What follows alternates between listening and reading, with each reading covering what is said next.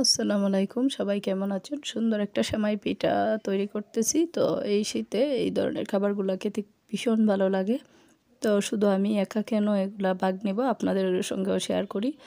তো তৈরি করার জন্য এখানে একটা প্যান দিয়ে কিছুটা খেজুরের গুড় দিয়ে দিলাম, দিয়ে এর মধ্যে কিছুটা পানি দিয়ে, আর এখানে 1 কাপ গুড় হবে। তো 1 কাপ গুড়ের মধ্যে আমি সামান্য হাফ কাপের মতো পানি দিয়ে দিলাম। দিয়ে এই গুড়টাকে প্রথমে আমি কিছুটা জাল করে নেব, নিয়ে একটা সাইডে রেখে দেব। আর এই গুড়টা আমি একদম শেষ পর্যায়ে ব্যবহার করব, যাতে করে আমার সেমাই পায়েসটা যাতে খুব সুন্দর হয়। তো এই পায়েসগুলো কিন্তু আমি তেমন একটা বানাতে পারি না। তো আমার ছোটো মেয়ের তার দাদু এগুলা বানিয়ে আমাকে দিয়েছিলেন খাবারের জন্য। তো আমি এগুলাকে ডিপ ফ্রিজে রেখে দিয়েছিলাম একটা বক্সের ভিতরে ভরে। তো এই তো এখন রান্নাটা করতেছি। তো গুড়টাকে আমি জাল করে নিয়ে একটা সাইডে রেখে দিয়েছি, দিয়ে আবারও একটা প্যান চুলায় বসিয়ে দিলাম, দিয়ে এর মধ্যে জাল করে নেয়া 1/2 কেজির মতো দুধ, একদম ঘন করে দুধটাকে জাল করে আমি নিয়ে নিয়েছি। তো এখানে ঘন করা জাল করা দুধটা আমি দিয়ে তারপরে এর মধ্যে কিছুটা এলাচের গুঁড়া দিয়ে দিব। আর এলাচের গুঁড়াটা যে কোনো ধরনের পায়েস জাতীয় জিনিসের মধ্যে দিলে অনেক ভালো লাগে, স্মেলটা অনেক সুন্দর আসে। তো দিয়ে কিছুটা নেড়ে দিলাম। এখন দুধটা জাল করে নেব। আর দুধটা জাল করে নেওয়া হয়ে গেলে তারপরে এর মধ্যে বলক উঠে আসলে তারপরে এর মধ্যে সেমাই পিঠাগুলো দিয়ে দেব। আর এখানে দিয়ে দেব আমি 2টা তেজপাতা, 2টা এলাচি আর 2 টুকরা দারচিনি। তো এইগুলা দিলেও অনেক সুন্দর ঘ্রাণ আসে। তো দুধে বলক উঠে আসছে, তো এখন আমি সেমাই পিঠাগুলো দিয়ে দেব। আর আমি এখানে তেমন একটা মিষ্টি ব্যবহার করব না, আর এর মধ্যে লবণও আমি ব্যবহার করব না, যেহেতু সেমাই পিঠার মধ্যে লবণ আছে। তো লবণটা না দেওয়াটাই ভালো, নয়তো অনেক সময় দুধটা দেখা যায় পেটে যায়। তো এই তো এখন সেমাই পিঠাগুলা দিয়ে দিব, দিয়ে সুন্দর করে এটাকে নেড়ে ছেড়ে দিব। যতক্ষণ পর্যন্ত সিদ্ধ না হয় ততক্ষণ পর্যন্ত এটাকে নেড়ে ছেড়ে জাল করে নিতে হবে। আর আমি এখানে যতটুকু পরিমাণে বানাবো সব কিছু অল্প পরিমাণে দিলাম, আপনারা বেশি কম করে নেবেন, আপনারা বেশি চাইলে বেশি করে দেবেন, একদম সহজ। তো দিয়ে এর মধ্যে এখন আমি এই যে 2টা তেজপাতা দিয়ে দিলাম কেটে, তারপরে 2টা এলাচি, 2 টুকরা দারচিনি। তো প্লিজ পেজটাকে ফলো দিবেন, ইউটিউব চ্যানেলটাকে সাবস্ক্রাইব করে নেবেন, যাতে করে আপনাদের সঙ্গে থাকতে পারি, আপনাদের পাশে থাকতে পারি। আপনাদের সাপোর্ট অনেক ভালো লাগে, আপনারা অবশ্যই আমাকে সাপোর্ট করেন।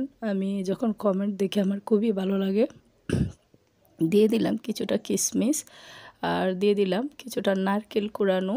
আর পায়েসের মধ্যে নারকেল কুড়া খেতে খুবই ভালো লাগে। তো একদম সলিড ছিল না, বাজার থেকে আনতে হতো। তো আমার ফ্রোজেনটা ছিল, তো ফ্রোজেনটাই দিয়ে দিলাম।